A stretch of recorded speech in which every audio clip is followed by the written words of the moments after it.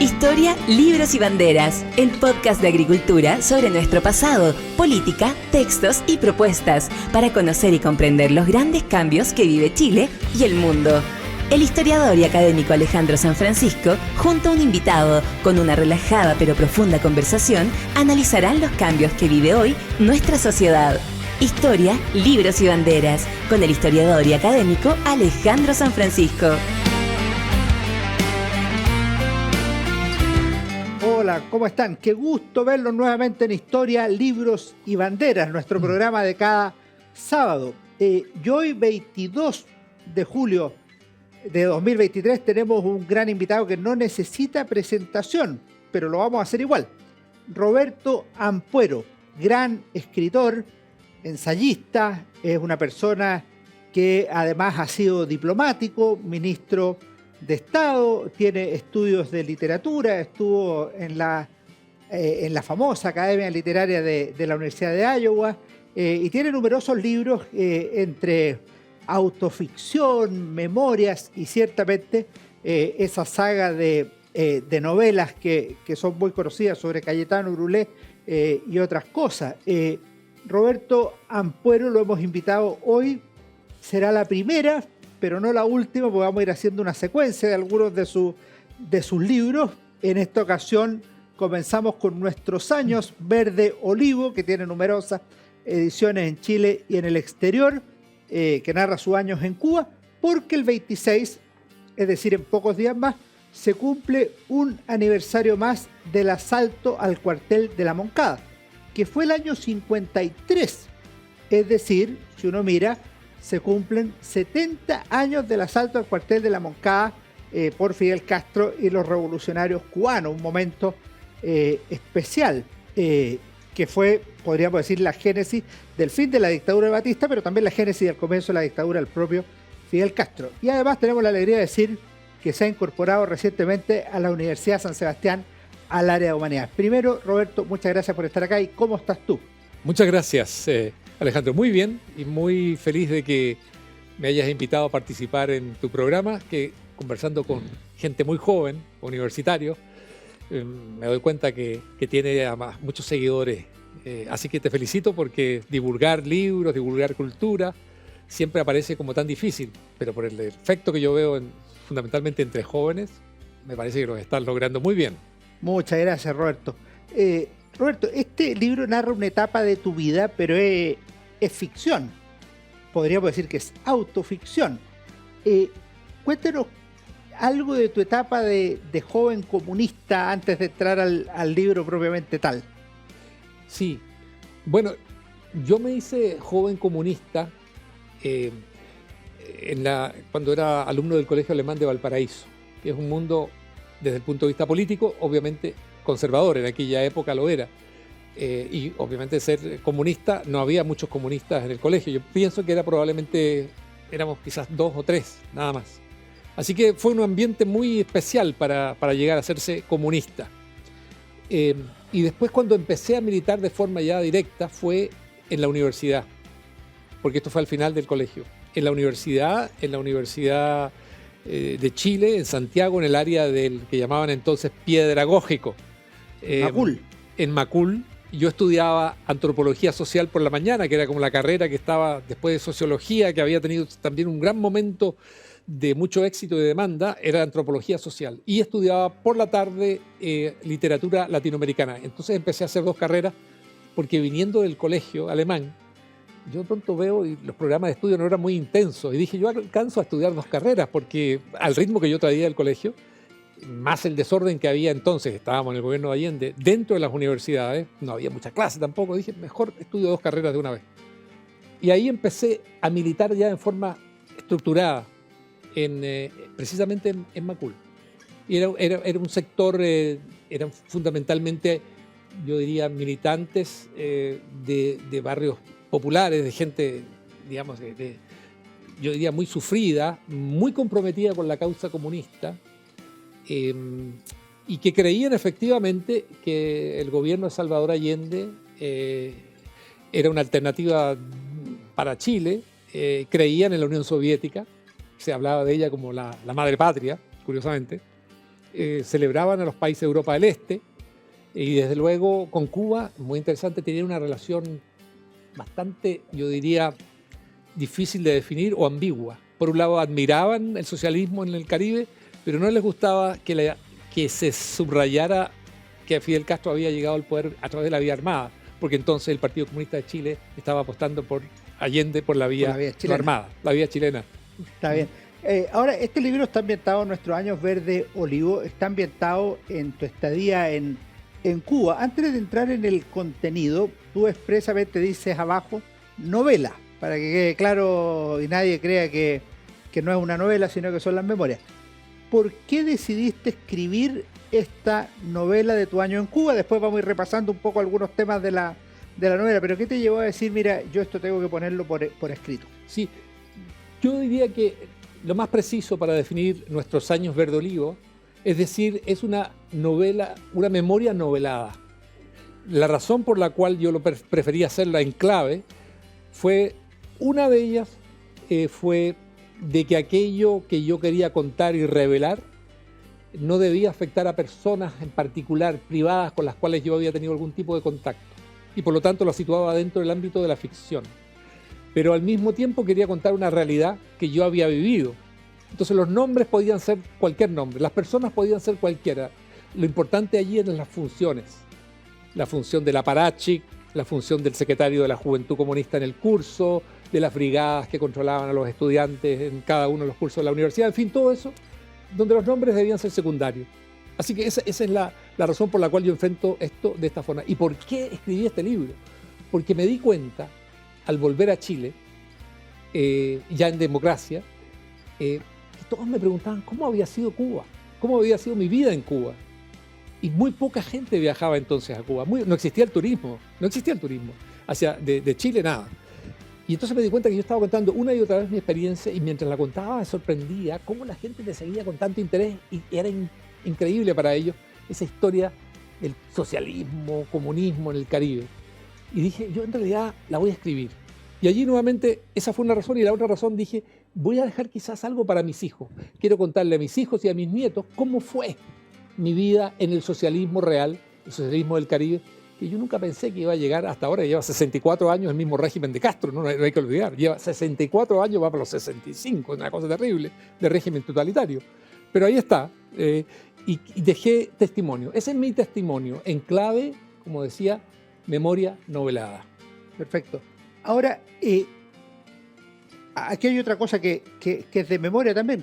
¿Cuándo decidiste ser escritor? Porque tú fuiste periodista varios años en Europa Oriental, sí. Fuiste estudiante en Cuba también, en Chile, joven comunista, pero en algún minuto tú dijiste, me voy a dedicar el resto de mi vida a la novela. ¿Cómo se gestó? Sí, bueno, yo fui periodista, pero no en Europa del Este, no ni en Cuba ni en Alemania Oriental. Fui periodista en Alemania Occidental, ya cuando vivía en libertad, en Occidente. Pero sí... Estabas ahí para la caída del muro, ¿no? Yo vivía en Alemania Occidental, ya. Yo volví a Occidente el 82. 82. Había llegado al comunismo en 1974. Había vivido un par de años en Cuba. Había estudiado allí, trabajado. Había vivido, bueno, lo que cuento allí en nuestros años verde olivo. Y después, porque no se podía salir de Cuba a Occidente, entre otras cosas porque ya mi pasaporte había vencido, la única salida mía de nuevo a Occidente era vía Europa, era vía Alemania Oriental, que era el único país al cual yo podía viajar con un documento especial que me dieron los alemanes orientales para llegar allá. Así que yo empecé a escribir, como decía, desde niño, desde el colegio alemán. Y después escribí bastante en Alemania Oriental, cuentos. Y en realidad yo publiqué dos libros en Alemania Oriental. En el Aufbau Verlag, una serie de cuentos que estaban muy marcados por García Márquez, de realismo mágico, y una novela para jóvenes que se llamaba La Guerra de los Duraznos. También la escribí en la ciudad de Jena, y fueron traducidas, las mandé a editoriales, les interesó mucho el tema de Chile, y fueron traducidas allá. Pero fueron publicadas ya cuando ya estaba por irme de Alemania Oriental. Yeah. Después no tuve ninguna publicación más allá. Y políticas no eran políticas, eran muy, como decía, en el realismo mágico. Pero después podríamos decir que en los años 90 ya tomaste una decisión más personal de dedicarte a la literatura.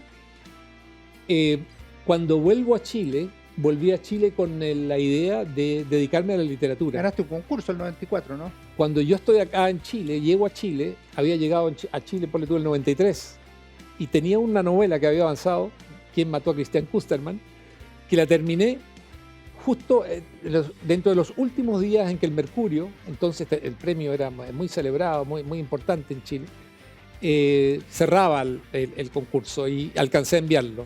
Y después me olvidé, hasta que me llamaron por teléfono diciendo que había ganado el premio El Mercurio de novela, que estaba muy importante, ¿eh? Estaba integrado por Jorge Edwards, por Jorge Edwards, José Donoso y Ana María Larraín. Ya. Este es un premio con un jurado tremendo.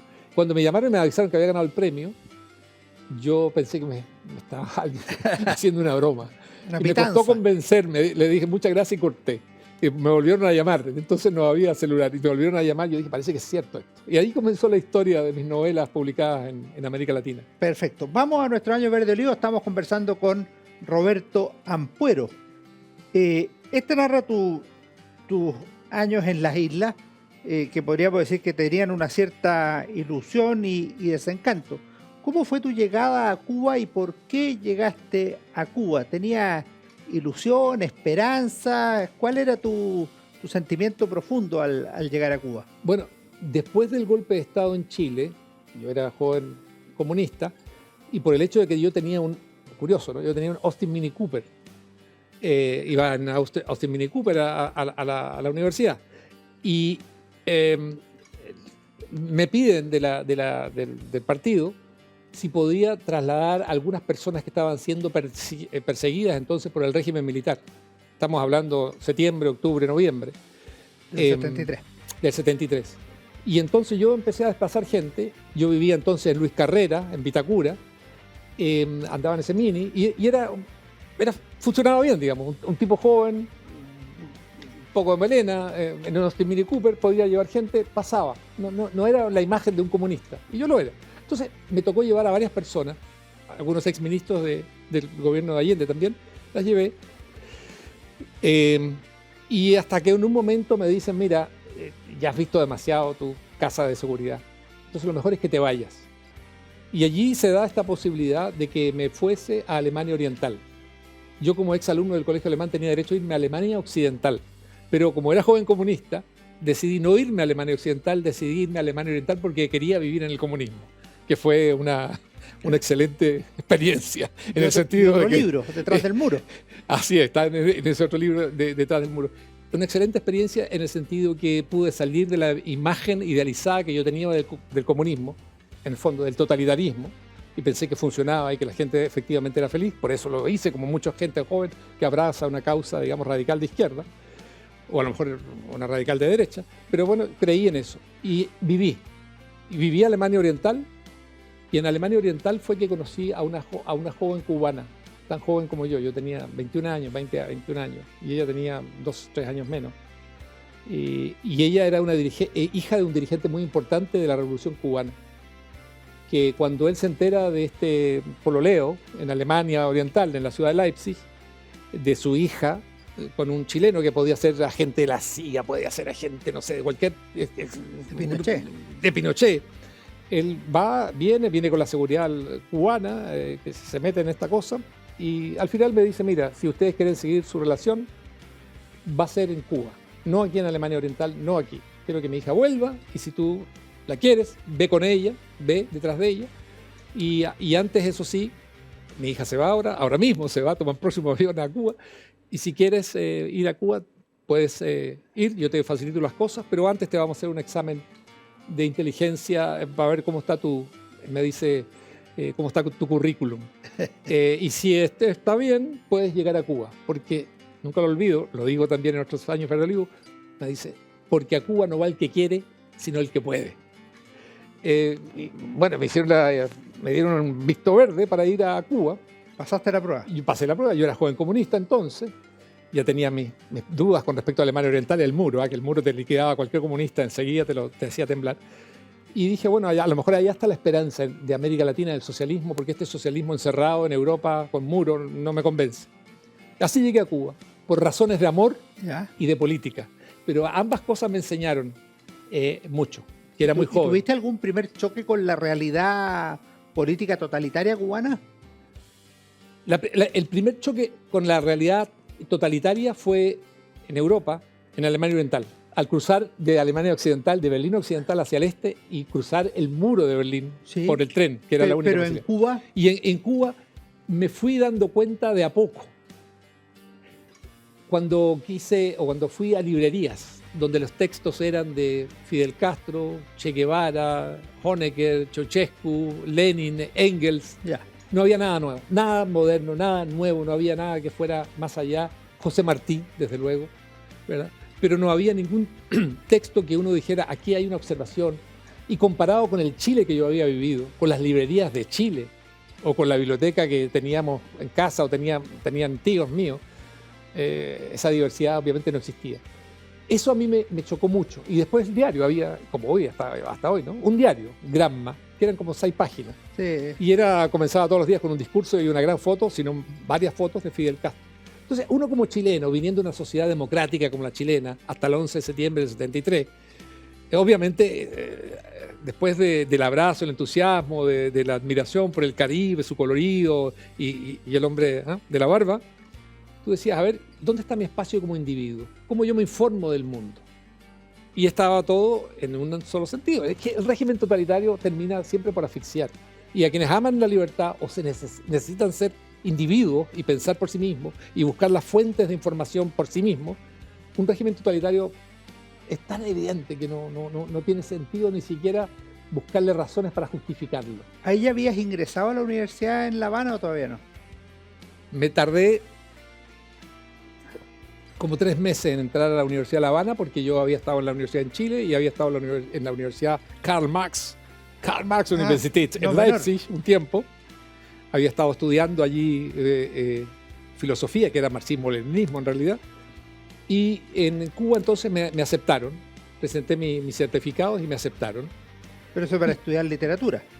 Entré a literatura, porque en un momento dije, a lo mejor me interesa filosofía. Y hay un amigo que me dice, un amigo cubano, me dice, chico, aquí eso es marxismo-leninismo. Y si quieres estudiar marxismo-leninismo, ve a Alemania o a Rusia. Aquí no. Entonces, bueno, entré a estudiar literatura y dije, esa es una relación con América Latina. Historia corta, la experiencia allí cada año fue de mayores sinsabores en el sentido de la democracia, que no hay democracia. El control de la juventud comunista, los manejos de las brigadas que había dentro de cada curso. Descubrí cómo se iban las marchas a la Plaza de la Revolución, era por lista. La marcha voluntaria. En brigada, la marcha voluntaria. Entonces una brigada, yo integraba una brigada de 12 estudiantes. Toda la universidad estaba integrada en cada curso por brigadas de 12 militantes, controlada por militantes y con los demás que no éramos militantes de ningún partido. Ahí se controlaba. Al llegar, antes de salir, íbamos todos juntos a la marcha, a la Plaza de la Revolución, y al salir, no se podía ir. Perfecto. Y se ponían soga alrededor. Entonces tenías que dar alguna explicación para irte, pero al final te iban a controlar nuevamente si habías ido. Entonces todas esas cosas, oye, un cabro joven que creía en el socialismo, en la libertad, toda esta cosa. No.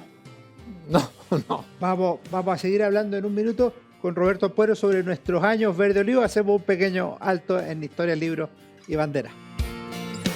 En nuestra obra Historia de Chile 1960-2010 de la Universidad San Sebastián encontrarás un análisis sobre la crisis y ruptura de la democracia chilena antes de 1973, la creación de un nuevo orden institucional y la democratización y desarrollo del país en las últimas décadas. Conoce más en uss.cl.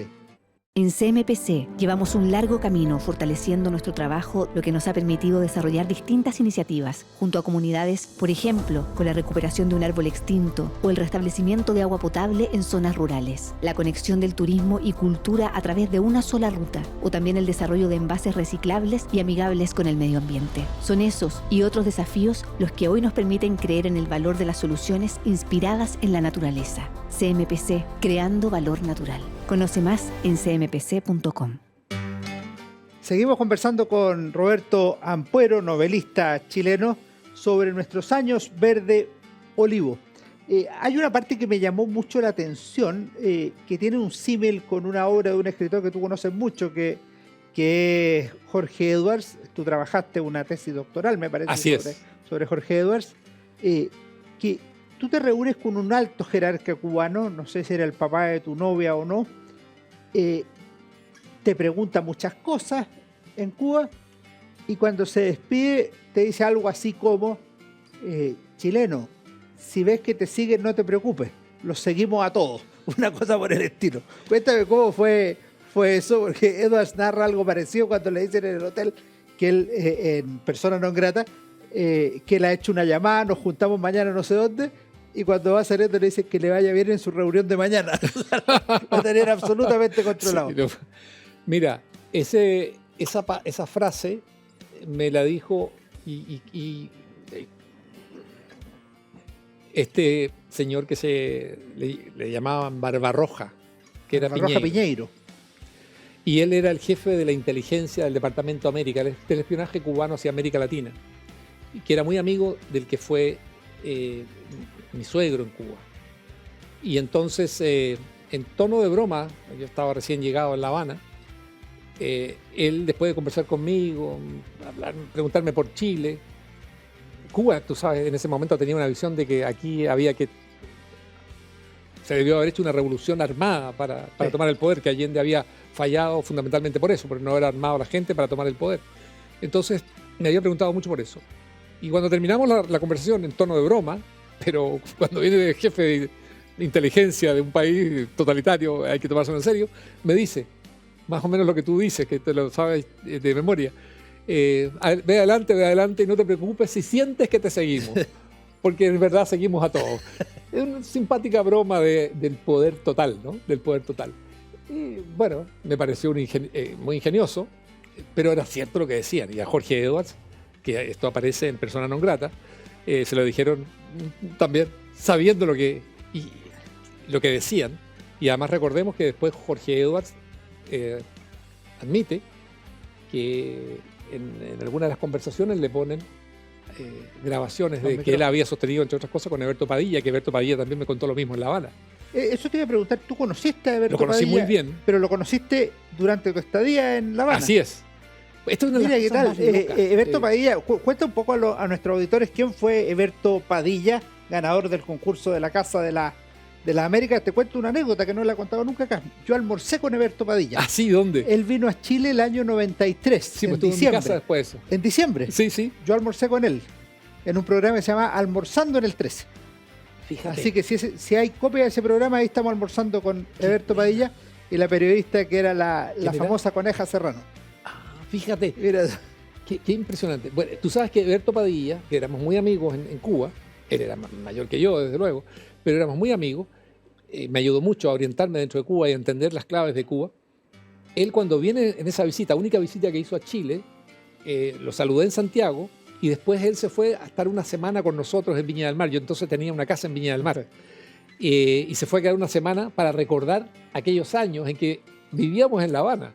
Él ya vivía en Estados Unidos, había logrado que a través de uno de los hermanos Kennedy, que Fidel Castro lo dejara salir a Occidente, y el último encuentro que habíamos tenido en su casa, en su departamento en La Habana, ya había ocurrido años así que fue una gran alegría encontrarnos de nuevo acá en Chile y poder hablar de todo lo que, bueno, no habíamos podido hablar y de que no habíamos podido imaginar. Entonces estuvo, después de ese almuerzo, yo recuerdo perfectamente, mira lo que son las cosas, que él tomó un bus y yo lo fui a buscar al terminal de buses de Viña del Mar y se quedó en la casa una semana escribiendo su columna para el Miami Herald y conversamos mucho recordando aquellos viejos tiempos. Fue un hombre clave porque Eberto Padilla, después de ganar ese premio y que no sabían muy bien cómo entregárselo, que las opiniones son personales de él, el año 71 tiene este famoso caso Padilla que lo hacen confesar delitos que no cometió, que recuerdan a los juicios farsa de Moscú del año 36, 37, y eso provoca el quiebre del boom latinoamericano. Así es. ¿Cómo fue eso? Mira, esa es siguiendo el modelo soviético, el modelo stalinista, a Eberto Padilla lo hacen montar una confesión de todos sus pecados de tipo ideológico, político-ideológico, como poeta, acusándolo, o él mismo autoacusándose de haber sido arrogante, de no haber sabido reconocer el papel de Fidel Castro en la revolución, de no reconocer el valor de la revolución cubana, de lo que había significado para el pueblo, todo esto. Cuando estamos en La Habana y salíamos a caminar mucho, yo le pedí que me contara cómo había sido aquello. Y él me dice, a mí me tuvieron encerrado mucho tiempo, incomunicado, a mi señora igual, mi señora estaba embarazada, y tenía siempre varias reuniones al día, con agentes de la seguridad del Estado cubana. Y unos eran de los malos, muy violentos, muy burdos, y otros que entraban también, de pronto me interrogaban con una formación intelectual, ideológica, cultural notable, como dicen, pasado en Europa mucho tiempo y conversando en esos términos. Entonces ahí me dijeron que si yo quería salir y hacer un favor a la revolución y tener una vida aceptable en Cuba, tenía que reconocer sus errores y su actitud mezquina, malagradecida con la revolución. Y yo le digo, Alberto, ¿y tú lo hiciste? Sí, me dijo. Yo tenía que hacerlo para volver a salir y para volver a ver a mi mujer, que estaba por nacer un hijo y de la cual me presentaban en forma regular grabaciones de los interrogatorios que le hacían a ella. Belkis Cousa Malé, una poeta y una pintora notable. Los dos los conocí y los quise mucho. Ella vive. Y entonces él hace esa confesión, que por cierto, si cualquiera de ustedes la busca en las redes sociales, Eberto Padilla, la confesión está allí. Y ustedes verán algo impresionante que no conocemos en América Latina, pero muy usual en los regímenes dictatoriales estalinistas y también en ese momento en Cuba, donde él confiesa su culpabilidad y pide disculpas y se ve obligado a mencionar. Pero en la práctica fue un autogol de la dictadura cubana. Se volvió porque Eberto Padilla lo hizo muy bien. Lo hizo de una forma, yo diría, magistral. Porque confesó y en el momento en que iba confesando se notaba que aquello no podía ser cierto como él mismo lo estaba articulando y manifestando.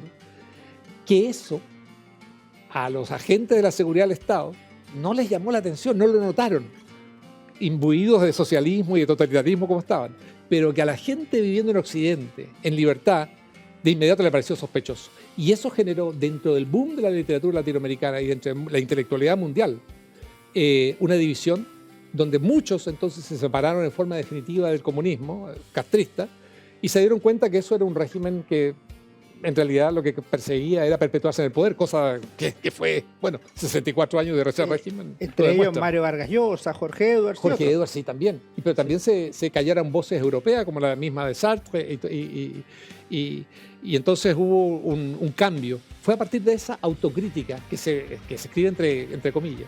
El único que siguió leal a Fidel Castro fue García Márquez, ¿no? Fue García Márquez, sí lo hizo hasta el final. Él tenía un tratamiento especial en Cuba, tenía una casa de protocolo que era de él para vivir en Cuba cada vez que se iba a retirar. García Márquez es un gran novelista, un novelista extraordinario, pero en términos de su relación con el castrismo, con Fidel Castro, creo que fue una fatal atracción por un dictador totalitario cuyo régimen 64 años después sigue existiendo. A propósito de Fidel Castro, tú fuiste a estos actos grandes en la Plaza de la Revolución. ¿Tuviste alguna oportunidad de estar más cerca de Fidel Castro en alguna reunión más pequeña? Estuve en algunas actividades que eran medianamente, digamos, con gente alrededor, como recepción, y otras más pequeñas, en lo que se llamaba el Palacio de la Revolución. En ese ámbito, nunca tuve una reunión de tú a tú con él, pero me tocó verlo, escucharlo mucho en círculos pequeños.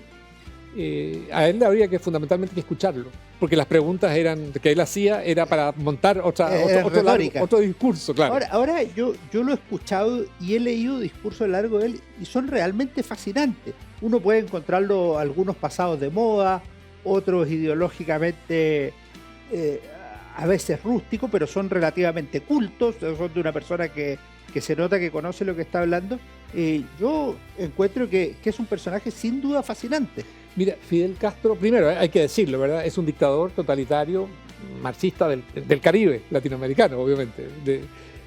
Dicho esto, era implacable con cualquiera que hubiese querido competir por el poder. Y la historia ha demostrado que prácticamente ninguno de los que combatió con él y se separó sobrevivió. Entonces, o en la cárcel o murieron. Ahora, al mismo tiempo, fue un gran seductor de masas. En el Caribe, con mucho sello caribeño.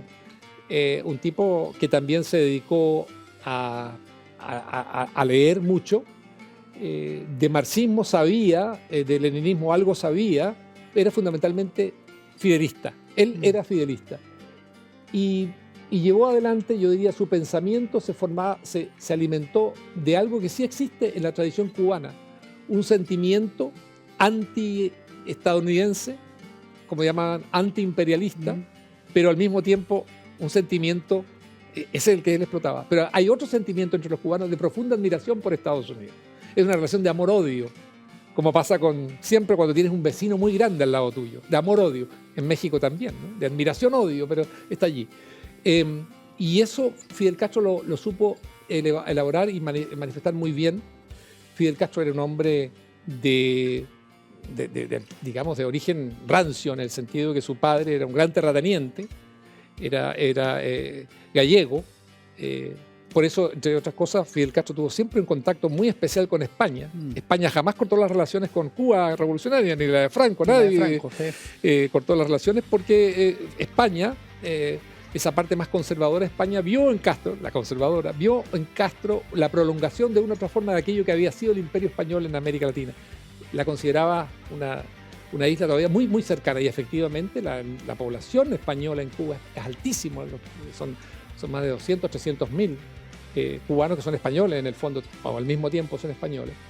Y es una isla muy marcada por España, con una población originaria muy baja, que prácticamente fue exterminada. Es curioso que el comunismo comunismo castrista nunca habla de los pueblos originarios, o del pueblo originario de Cuba, pero tiene una influencia poderosa de España.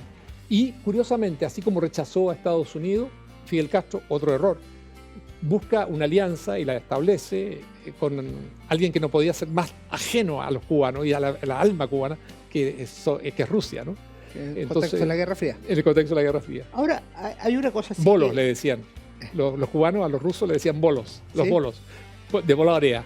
El nombre mucho ruso. Ahora, hay una cosa que objetivamente Fidel Castro se puede levantar victorioso, que en el discurso de la segunda declaración de La Habana, Fidel Castro dice: el deber del revolucionario es hacer la revolución. Él puede mostrar, el Che, Camilo Cienfuegos, Raúl, Uber Matos y otros, mostrar: yo hice la revolución. Nadie más podía decir eso. Cuando tú llegaste a Cuba, nadie más podía decir eso. Cuando tú saliste de Alemania, nadie más podía decir eso. Cuando tú volviste a Chile, nadie más podía decir eso. Lo más cercano es lo que pasa en el sandinismo. Así es. Que se revierte. Hoy día está en una situación de reversión y en el socialismo del siglo XXI. Así es. Mira, esto es interesante. Fidel Castro hace esta revolución. Hay muchos elementos interesantes. Mira, ¿en qué momento Fidel Castro inicia su actividad, digamos, político-militar? Y es el 26 de julio de 1953. En unos 4 días más. Lo vamos a celebrar, conmemorar, maldecir, depende de cada uno. Pero lo interesante es que él comienza su levantamiento en contra de Batista ese año, 53. ¿Sabes cuánto tiempo llevaba Batista de dictador? Desde el año 52. No llevaba 2 años. Nada, pues, no llevaba 2 años. Y él se levanta y forma esta revolución, digamos, este ataque al cuartel Moncada. Le va mal. 2 años. Su régimen lleva 64 años. Es el peor cambio que ha hecho un pueblo jamás. Una dictadura de 2 años por una de 64. Pero bueno, lo importante es lo siguiente. Él se va... se escapa a la montaña. Fidel Castro a la hora se escapa. Falló ese ataque al cuartel Moncada, se escapa. Y a la hora se entrega a las tropas del ejército cubano, y se entrega gracias a la intermediación de la Iglesia Católica Cubana, que se le garantiza a él que va a ser tratado como corresponde a un prisionero de guerra. Y lo condenan a Fidel Castro. O sea, a la hora, Fidel Castro, que siempre llamó a luchar hasta la última gota de sangre, cuando le llega el momento de que puede enfrentar la muerte, se entrega. Lo condenan como a 6 años de prisión, 7 años de prisión. y lo liberan. Él hace la autodefensa, por la historia me absolverá. Exactamente, se lo permite. Y él sale el 55, o sea, no cumple 3 años en la cárcel por un ataque que había cientos de muertos, de ataques a un cuartel militar, en medio de una época de carnaval. Y como te decía, con mucha responsabilidad por muertos militares, como sus propios compañeros. Y, tú sabes, su suegro era un hombre muy cercano a Batista. Estaba casado con una mujer que era de la alta aristocracia cubana. Y su cuñado fue en un momento ministro de Justicia del mismo Batista. Entonces, esa relación familiar con el poder cubano, con el régimen de Batista, es lo que le permite a él salir libre de algo muy grave, como atacar un regimiento con tantos muertos. Entonces, la historia de Fidel Castro es todo esto, desde el llamamiento a hacer la revolución hasta el momento de entregarse también a la dictadura, en este caso Batista, para salvar su vida. Y sin embargo vuelve después el 56 y toma el poder el año 59. Es una historia García Marcana, en el fondo, si tú la miras bien. Eso es lo que decía García Márquez, porque en América Latina es más fácil inventar novelas porque está todo en la realidad. Pero te voy a decir una cosa, tú lo has mencionado, pero su mejor producto en América Latina fue el Frente Sandinista de Liberación Nacional, que fue formado en Cuba, preparado también en Cuba, financiado y respaldado desde Cuba, en su lucha final contra la dictadura también de Somoza. Como dicen hoy, Somoza, Ortega y Somoza, la misma cosa. Y después estuvo cerca en El Salvador, que también fue una guerrilla respaldada por Fidel Castro, y entre otras cosas por Barbarroja Piñeiro. En los años 80. En los años 80. Así que él ha logrado esto. Donde le falla es con Allende. Que es otro modelo. Que es otro modelo. Y él lo critica. Vamos a volver en el último bloque con nuestros años verde olivo, con Roberto Ampuero, esta fascinante historia de la estadía en la Cuba de Fidel Castro, que es una Cuba larga por lo demás, pero que nuestro escritor estuvo por ahí por los años 70. Volvemos en unos momentos. En nuestra obra Historia de Chile 1960-2010 de la Universidad San Sebastián encontrarás un análisis sobre la crisis y ruptura de la democracia chilena antes de 1973, la creación de un nuevo orden institucional y la democratización y desarrollo del país en las últimas décadas. Conoce más en uss.cl. En CMPC llevamos un largo camino fortaleciendo nuestro trabajo, lo que nos ha permitido desarrollar distintas iniciativas junto a comunidades, por ejemplo, con la recuperación de un árbol extinto o el restablecimiento de agua potable en zonas rurales, la conexión del turismo y cultura a través de una sola ruta, o también el desarrollo de envases reciclables y amigables con el medio ambiente. Son esos y otros desafíos los que hoy nos permiten creer en el valor de las soluciones inspiradas en la naturaleza. CMPC, creando valor natural. Conoce más en cmpc.com. Seguimos en Historia Libre y Bandera y vamos a nuestro último bloque con Roberto Ampuero. Nuestros años verde olivo, pero como ustedes pueden googlear, pueden buscar en Buscalibre, en otras librerías, la producción de Roberto Ampuero, la verdad es que es muy amplia y muy entretenida. Una de las gracias que tienen estos libros es que uno lo pasa muy, muy bien. ¿Cómo lograste salir de Cuba finalmente? Porque sabemos que te fuiste a Alemania Oriental, tú dijiste solo se podía ir a un país del ámbito comunista, pero ¿cómo lograste salir? ¿Y qué te llevó a decir, sabes qué, aquí yo corto? Yo logré salir de Cuba a través de un documento que me entregó la Alemania Oriental para que yo fuera allá fundamentalmente como traductor, cosa que hice después, y en un comienzo, el primer año, para asistir a una escuela política de marxismo-leninismo, donde estudié un año marxismo-leninismo. ¿Por qué te tenían que reeducar? No había forma de salir de Cuba hacia Occidente, por el simple hecho, muy básico, que yo ya no tenía pasaporte válido, pero también que si yo llegaba a Occidente, era un problema, obviamente, un chileno sin pasaporte, y lo más seguro era que yo iba a ser enviado a Chile y iba a enfrentar serios problemas por razones obvias de alguien que venía de Cuba. O sea, no era posible salir a Occidente, hacia Occidente desde allí. Entonces, lo que logré armar con un amigo chileno que también había estado en el colegio alemán como yo, es pasar a Alemania Oriental primero, a través de un salvoconducto que entregaba la Embajada de Alemania Oriental, y llegar a Alemania Oriental, donde participé en esta escuela superior de la juventud alemana oriental, donde venían latinoamericanos a Alemania Oriental a estudiar marxismo-leninismo. Ahí estuve durante un año. Pero antes de eso, ¿cuándo decidiste yo ya no más Cuba? No, yo decidí irme muy temprano. Yo rompo, esto es importante, yo rompo con la Juventud Comunista. Me renuncio a ella en el año 1976.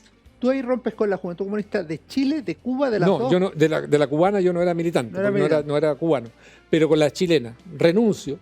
Seguía operando la Juventud Comunista en Chile, tenía su centro, tenía su oficina, tenía todas sus actividades. Entonces, yo después de 2 años y medio de estar en Cuba y ver aquello, que lo relato porque da para mucho, en este libro, digo, yo no puedo seguir siendo comunista. O sea, yo ya no creo en esto. Esto ya no tiene ningún destino. Esto yo no quiero ni pinochetismo para Chile, ni quiero tampoco castrismo para Chile. Yo quiero otra cosa. Nunca en mi vida hasta ese momento me había planteado que era posible algo distinto. Y la tarea era, bueno, ¿qué es aquello distinto que yo quería? Y entonces, bueno, esa es la razón por la cual yo renuncio a la Juventud Comunista. Voy a Alemania Oriental, participo un año en este curso, en esta escuela de curso, escuela de cuadros, muy interesante, representando a una organización juvenil que se llamaba Unión de Jóvenes Democráticos, UJD, que era... ¿Había varios chilenos dando vuelta por allá, po?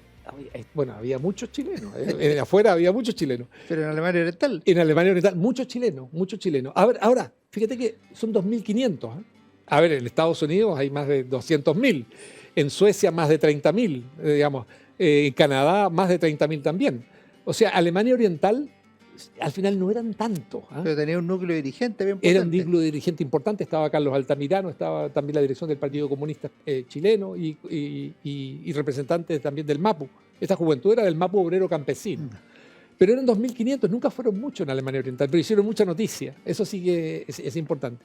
También, recordemos, hubo chilenos que se exiliaron en Rumanía. Y muchos de ellos, yo digo, la inmensa mayoría, se fue a Suecia después porque aquello... si Alemania Oriental con muro era pesado, o Cuba con su castrismo era pesado, Rumanía con Ceausescu era simplemente invivible. Entonces muchos chilenos de izquierda a izquierda se fue de Rumanía a Suecia o a otro país europeo occidental. Así que yo llegué a Alemania Oriental y allí estuve hasta que se me dieron las condiciones para que yo pudiera cruzar hacia Occidente, conseguir un pasaporte nuevo. Porque ya Pero fueron varios años, 6 años. No. 5. No, en total yo estuve en Alemania Oriental 3 años. O sea, ¿te fuiste el 79 desde Cuba a Alemania? No, a ver, primero que yo pasé a Alemania. Yo en Cuba, a ver, de nuevo. Yo llego a Alemania en 1974, Alemania Oriental. Sí, pasaste a Cuba. Y paso en julio del 74 a Cuba. Del 74 al 78, 79, estoy en Cuba. Y del 79 al 82 en Alemania Oriental. 3 años. Y ahí puedo cruzar a Occidente. Y entonces debo decir que fue una experiencia importante para mí, en el sentido de que pude llegar a Occidente a vivir legalmente. Ese era el tema, cómo se salía de un país a otro legalmente. Y es una agencia de noticias italiana, IPS, la que me ofrece, ya que sabía yo alemán, ser corresponsal de prensa, media jornada, en Bonn, en la capital del Alemania Occidental. Ya. Y es allí cuando yo ya tengo la posibilidad de desplazarme regular y legalmente hacia Occidente, que cruzo hacia Occidente y me instalo en Occidente. Y por lo tanto, fíjate, yo llevaba ya del 82 como 7, 8 años en Alemania Occidental, después de haber vivido en Alemania Oriental, que se viene abajo el muro de Berlín. Y la ¿cómo se llama? La agencia me dice, nadie mejor, más indicado que tú para ir a reportear sobre la caída del muro de Berlín, que tú viviste detrás de ese muro. Y me encontré con gente que me había acusado antes de que yo era una suerte de traidor porque había vivido en Alemania Oriental y me había ido al imperialismo germano occidental, que el socialismo era el camino del futuro. Se había venido todo abajo. El muro ya no estaba todavía, pero ya era permeable, la gente cruzaba y de vuelta. El muro no existía como tal. A los pocos días de noviembre, del levantamiento que hay pacífico de la gente, y algunos 9 de chilenos, noviembre del 89. Exactamente, el noviembre del 89. Y algunos de ellos se acercaron a mí y me dijeron, tenías razón en realidad, al no participar en el socialismo, al no creer más en el socialismo, esto no tenía destino.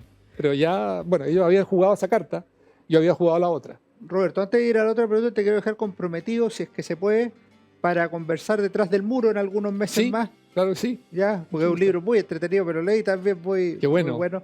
Así que Sí, lo con vamos mucho a gusto. conversar también. Además, eso de ir a relatar y a describir la desaparición de un estado dentro del cual tú viviste y que dejaste muchos años antes porque no creías en él. Y yo era muy joven.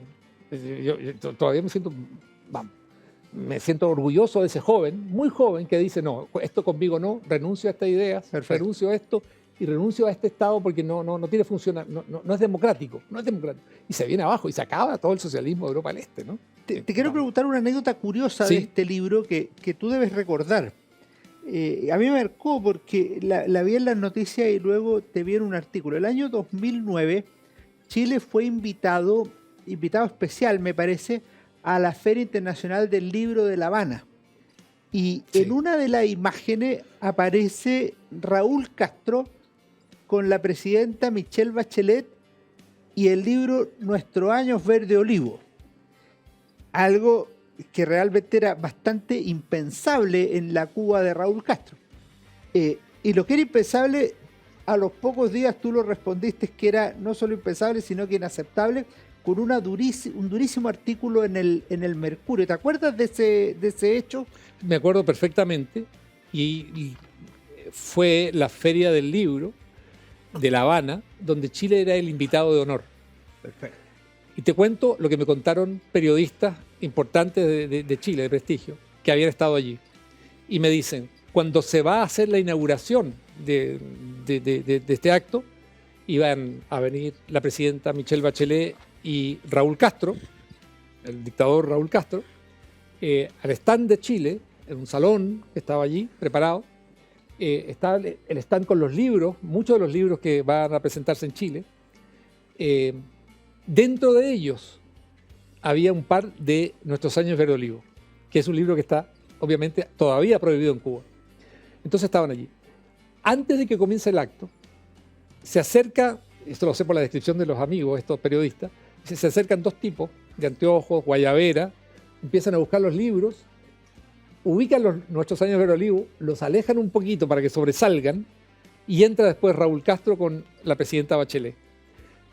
Y pasan frente a eso como casualmente, y Raúl Castro se devuelve y toma aquellos libros que le había dejado la seguridad del Estado a él, indicados, sobresaliendo. Lo toma mostrando las cámaras de la televisión internacional y de la prensa chilena, y le habla a la presidenta Bachelet. No se escucha lo que le habla, pero las cámaras toman ese momento donde la presidenta Bachelet mira ese libro, le llama la atención, no sabe qué decir. Ahí está la foto. Es una foto histórica, donde el dictador de Cuba, Raúl Castro, muestra un libro mío, Nuestros años verde olivo, queriendo sugerir que mi libro estaba absolutamente circulaba en Cuba. Fue un mensaje que él me hizo a mí. Yo respondí después sobre eso a Raúl Castro, pero esa es la historia de un libro que, con esto cierro, que rápidamente, eran 3-4 ejemplares, se ubican a la hora de vender los libros, se ubican tipo de la seguridad del Estado y los compran. ¡Pum! Se lo llevan todo. Se acabaron los libros de Ampuero. Y nadie más puede leerlo. Así es. Entonces lo que yo sí sé es que circula mucho. Me he encontrado con muchos cubanos que se han ido definitivamente a Occidente, que le han logrado irse, y me dicen que habían leído Nuestros años verde olivo en La Habana, como libro clandestino, ilegal, que se prestaban unos a otros. Como esto que pasaba en la Unión Soviética, los samizdat. Samizdat, exactamente, sí, claro. Con otra cobertura también, con cobertura de otro libro. Está muy bien. Hoy, Roberto, lamentablemente se nos va acabando el tiempo y quería pasar a una pregunta, un tema que hacemos con todos nuestros invitados, que es la recomendación de libros. Que tú eres un gran lector. ¿Qué nos recomiendas? ¿Qué me recomiendas a la comunidad de auditores de Historia, Libro y Bandera? Puede ser 1, 2, 3 libros, puede ser sobre Cuba, puede ser novela, puede ser otra cosa. Plena libertad en esta área.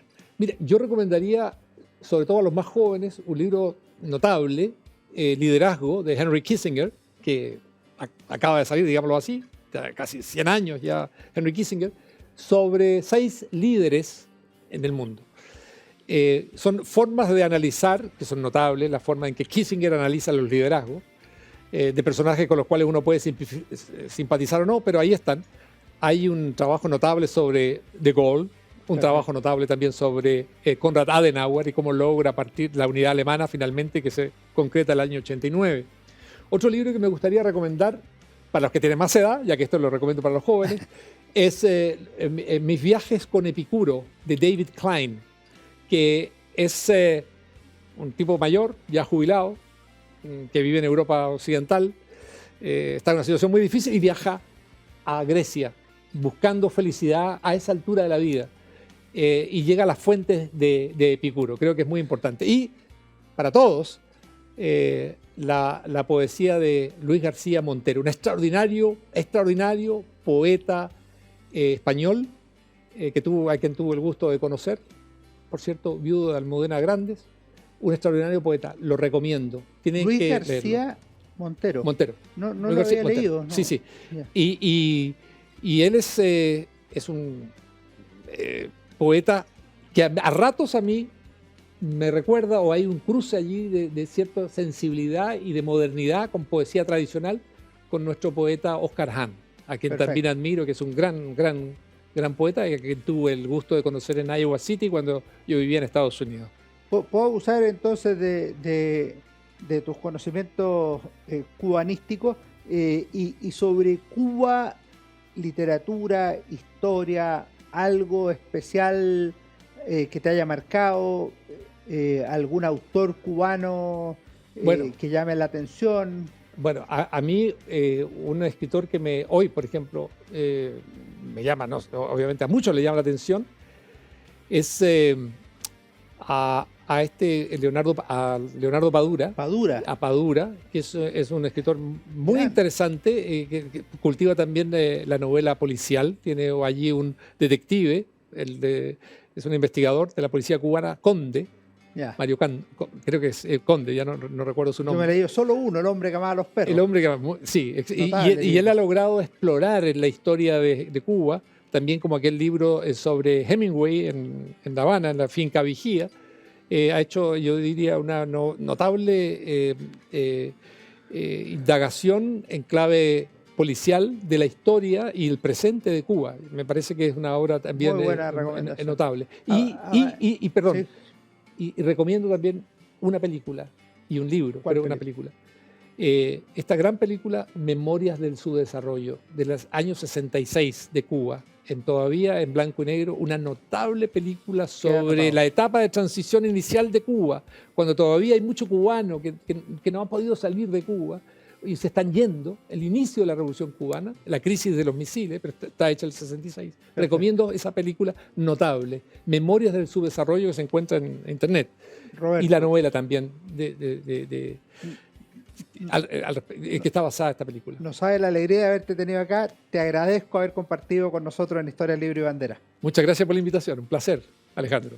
Y ustedes no se vayan, ya viene mi recomendación de libros como cada sábado. Hola, ¿cómo están? Soy Alejandro San Francisco y en Historia, Libros y Banderas de esta semana queremos recomendar Cómo llegó la noche, Memorias, de Uber Matos. Es un libro realmente extraordinario sobre la revolución cubana por uno de los líderes jóvenes revolucionarios que estuvo con Fidel Castro, Camilo Cienfuegos, Raúl Castro y Ernesto Che Guevara. Pero a diferencia de ellos, se separó al poco tiempo del triunfo de la revolución, 1 de enero de 1959, luego fue perseguido por el régimen de Castro, encarcelado y debió pasar 20 años tras las rejas el joven Uber Matos. Esto fue decisivo para tratar de entender otra cara de la revolución cubana de 1959, la instalación del régimen totalitario, la lucha contra Fulgencio Batista, el éxito, las esperanzas de la primera hora, las decepciones que surgieron después, la intolerancia a la disidencia. Uber Matos es un dirigente caído en desgracia en el régimen de Castro, pero que sin duda vale la pena leer para comprender la revolución cubana desde una de las miradas posibles. Uber Matos, Cómo llegó la noche, Memorias. Nos vemos en nuestro próximo Historia, Libros y Banderas. Que estén muy bien. Fue Historia, Libros y Banderas con Alejandro San Francisco.